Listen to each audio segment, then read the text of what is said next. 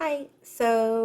As per our conversation, I thought I'd walk you through a little of how I've been applying what I'm learning in our class to the class that I'm teaching. And one of the things that I added this semester is this midterm, in which I am sort of um, contextualizing for students the three novels that they are going to read in the second half of the class, which is Zora Neale Hurston's Their Eyes Were Watching God, Louise Erdrich's Tracks, and Maxine Hong Kingston's China Men. And in the past, I've really maybe done a little bit of previewing, but haven't gone as deep and sort of let students experience the texts without a lot of context.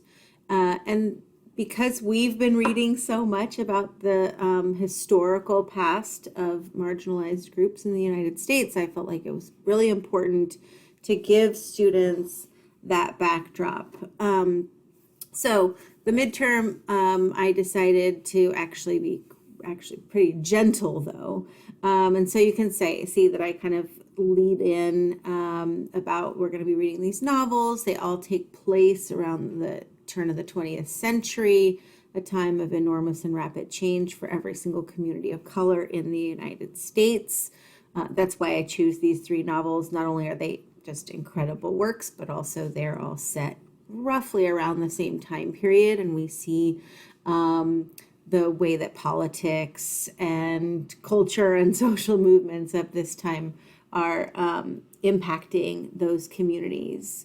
And so what I give them is links to four different videos, three that are sort of full length and one that's an excerpt, and give them a chance to answer a few questions after they watch these. The movies are the first episode of PBS's Asian Americans, which is called Breaking Ground.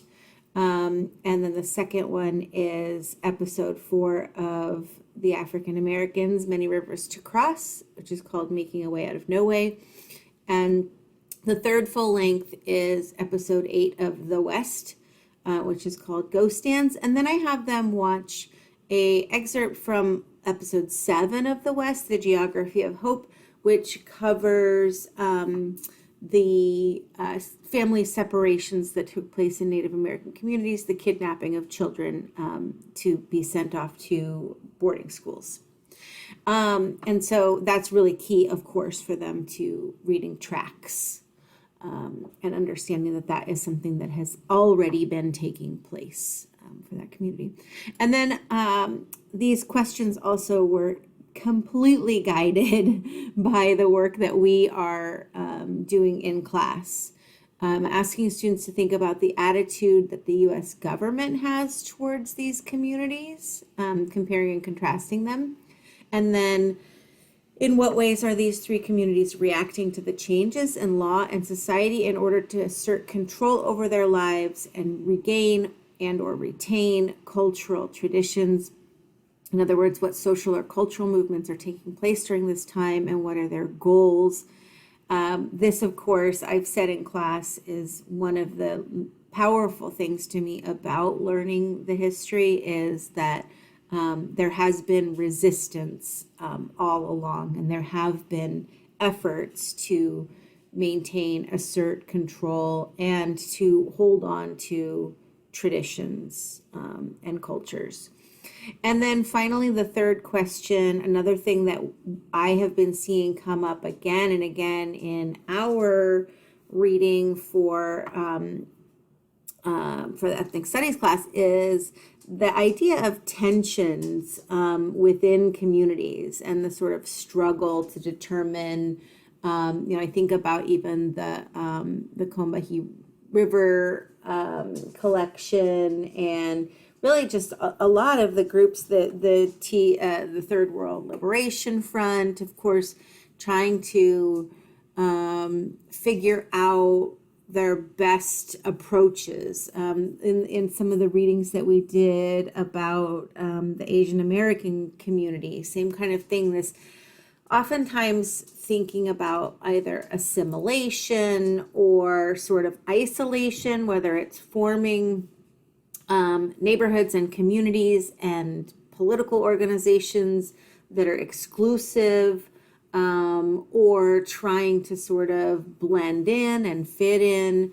Also, of course, we see this in like violence versus nonviolence approaches within different communities, and all of these things sort of come up in the videos also. And so it worked really well to ask students to pay really close attention to that, because they're going to encounter it in the books too, which I think is something that I never fully appreciated is happening in those books, that their tracks maybe is the most obvious, where there's clear conflict within the community. The two different narrators are making very different choices about how to survive, thrive. But all of the books really do, all of these novels really do have those moments of tension and evidence of that. So I included that in here too. And I have to say that the responses that I got from students, I don't think I'm allowed to share them, but maybe at some point I'll pull them out without names and stuff. They were just incredible. Students, some of them almost brought me to tears, what students got out of these videos, and with these prompted questions, sort of putting things together, was really, really impressive. So I felt extra good about that. Thanks.